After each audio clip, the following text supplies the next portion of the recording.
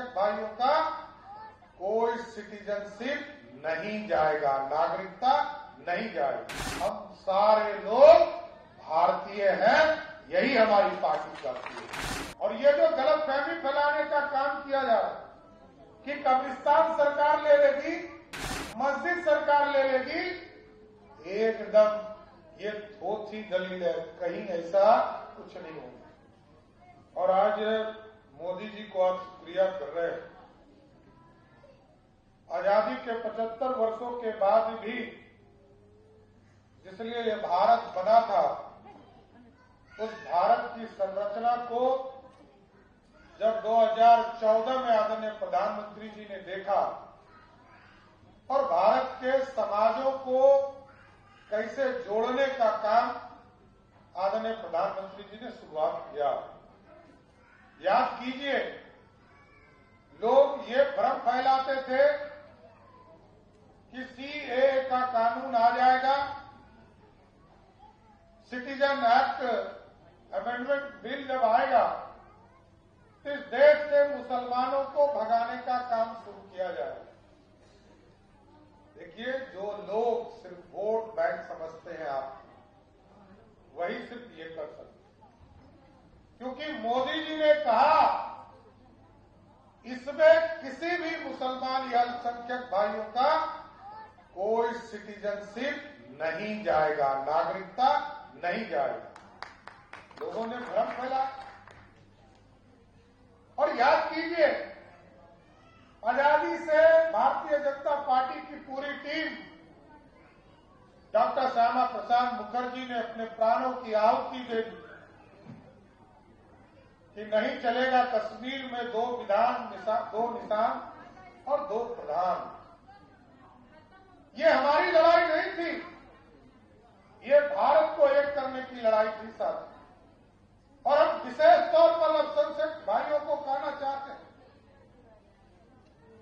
1975 में जब इमरजेंसी लागू था, तब इस देश में कहा गया कि ये भारत सेकुलर देश है। और आपको जानकर आश्चर्य होगा कि पूरे देश में सेकुलरिज्म, पूरे देश में कानून लागू हो गया, लेकिन कश्मीर में लागू नहीं हुआ, क्योंकि वो अपने आप को भारत से अलग मानता है। हम सारे लोग, हिंदू हो, मुस्लिम हो, सिख हो, ईसाई हो, बौद्ध हो, जैन हो, पारसियन हो, ये भारत के लोग हैं साथियों। हमने अपने पूजा की पद्धति बदली है। कोई हिंदू समाज है, कोई मुस्लिम समाज है, कोई सिख समाज है, ये सबकी पूजा की पद्धति बदली है। हम सारे लोग भारतीय हैं, यही हमारी पार्टी करती है।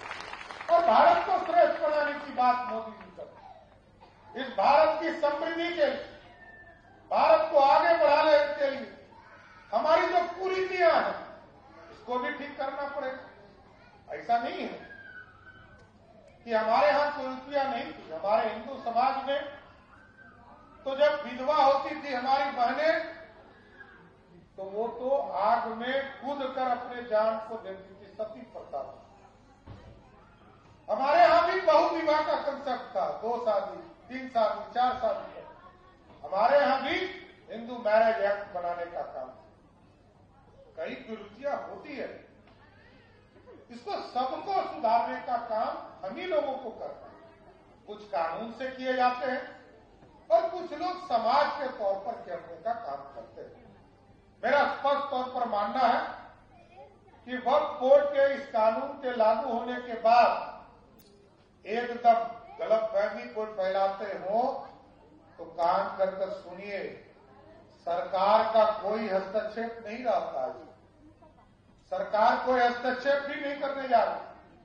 और ये जो गलतफहमी फैलाने का काम किया जा रहा है कि कब्रिस्तान सरकार ले लेगी, मस्जिद सरकार ले लेगी, एकदम ये थोथी दलील है, कहीं ऐसा कुछ नहीं होगा। और यहां तो बिहार के लोकप्रिय मुख्यमंत्री नीतीश कुमार जी ने अपने 20 साल के शासनकाल में, याद कीजिए सर, मैं लंबे समय से विधायक रहा और मैंने उस शासन को भी देखा जो आज आप कहते हैं ना माई,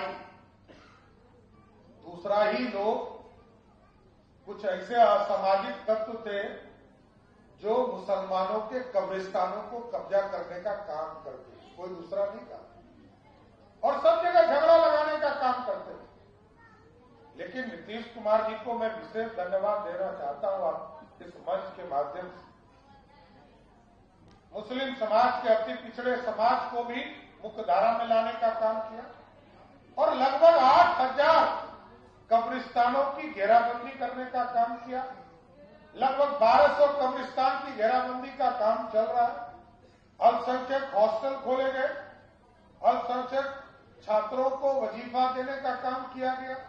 और आज भी अभी जनक चमार जी आपको बोल रहे हैं, हम लोगों ने तो सभी वर्गों को, एक वर्ग नहीं, ऐसा नहीं है कि भारतीय जनता पार्टी या नीतीश कुमार जी किसी एक वर्ग के लिए काम कर।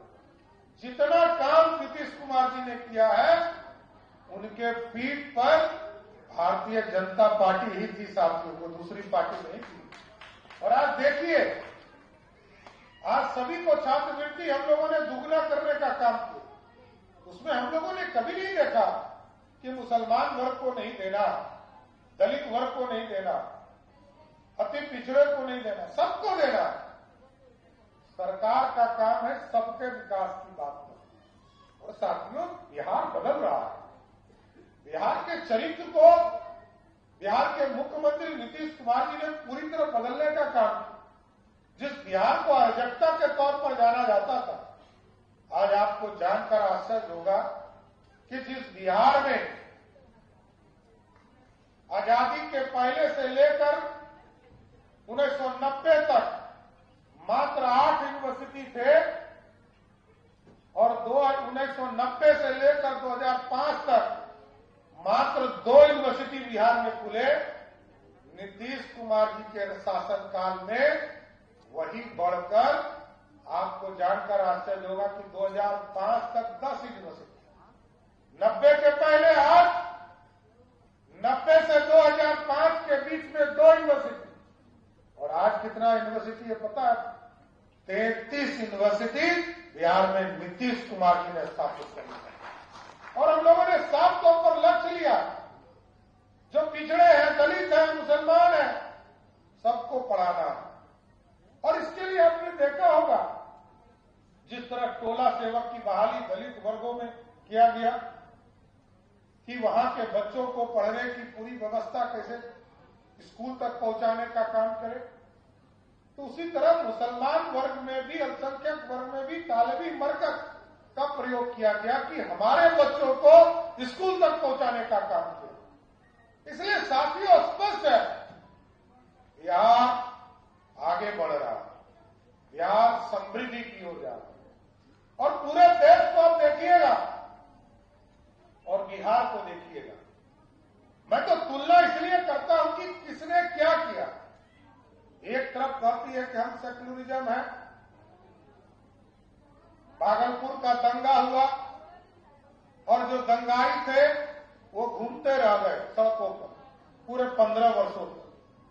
लेकिन जब नीतीश कुमार जी और भाजपा की सरकार बनी, सर, जिसने अपराध किया उसको जेल के अंदर भी डाला, और जो हमारी बहनें जो एक तरह से विधवा हुई उनको पेंशन आज भी बिहार की सरकार देने का काम है।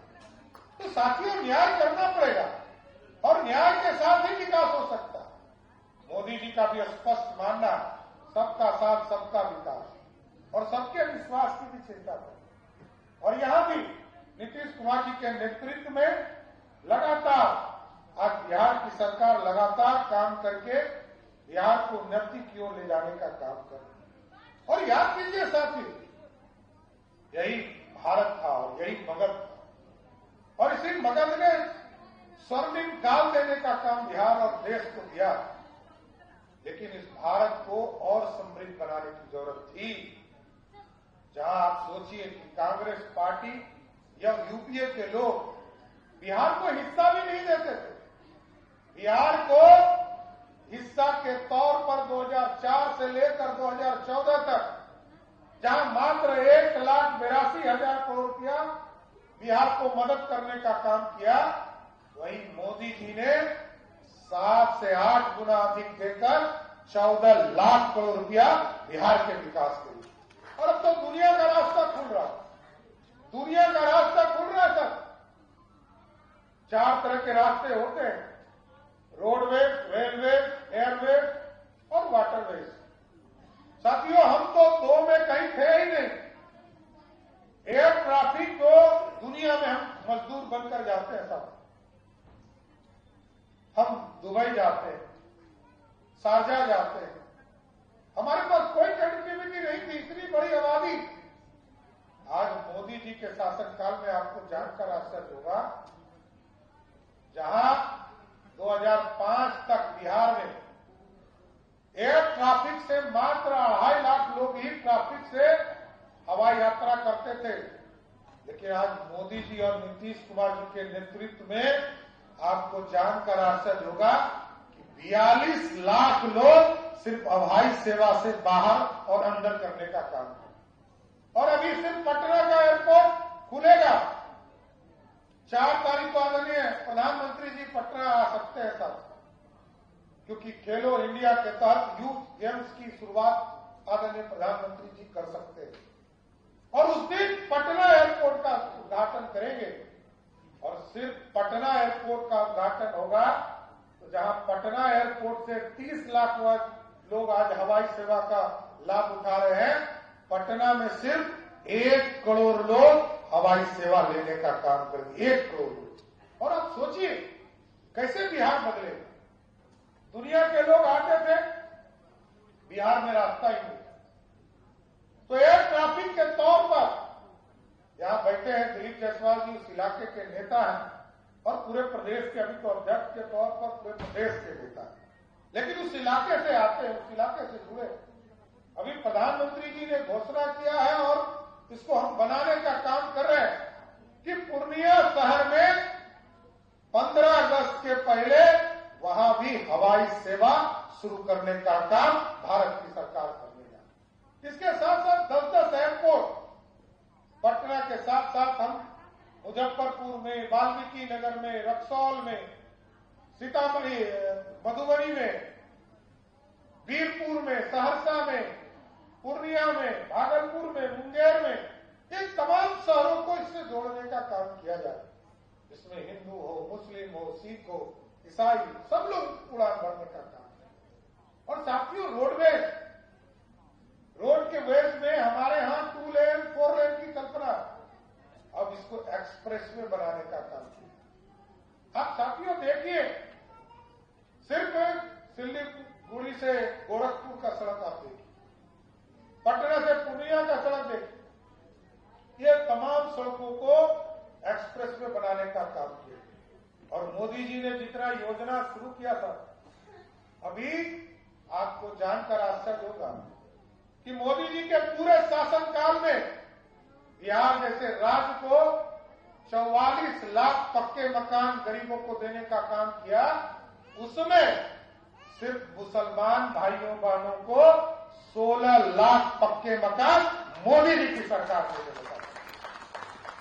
और जहां उजाला योजना के माध्यम से बिहार में लगभग 1 करोड़ 12 लाख परिवार को इस प्रदेश में उजाला योजना से गैस कनेक्शन देने का काम किया, उसमें बिहार जैसे राज्य में 21 लाख से अधिक सिर्फ मुसलमान भाइयों को उजाला योजना से जोड़ने का।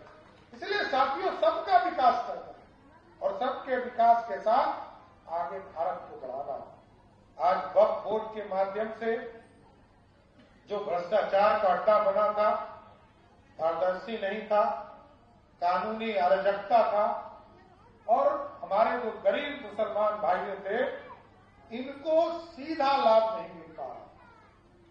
लोग, और तो मैंने तो उसी दिन ट्वीट किया, इस प्रदेश के एक बड़े नेता जो पूर्व मुख्यमंत्री है लालू प्रसाद, वो जब सदन के अंदर नेता के तौर पर थे तो वो क्या बोलते, वो स्वयं कहते थे कि डगमंगला पर जो वक्फ बोर्ड की जमीन है, इसको सबको बेच दिया, गरीबों के कल्याण के लिए काम नहीं हुआ। और उन्होंने स्वयं कहा इसके लिए सख्त कानून बनाने का काम भारत की सरकार करे। लेकिन अब सत्ता के लिए बदल जाते हैं, क्योंकि ये काम मोदी जी कर रहे हैं तो इनको लगता है कि मेरा क्रेडिट खत्म हो गया।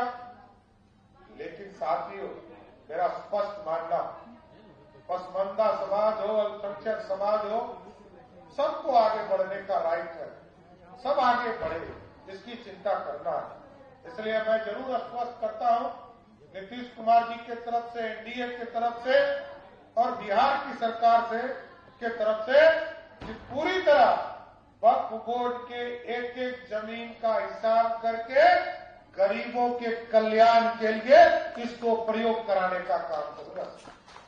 इसलिए साथियों, मैं दानिश जी को विशेष तौर पर बधाई भी देता हूं, धन्यवाद भी देता हूं कि आपने कई चीजों के बारे में ये संगोष्ठी रखने का काम किया और मोदी जी को धन्यवाद देने का काम किया।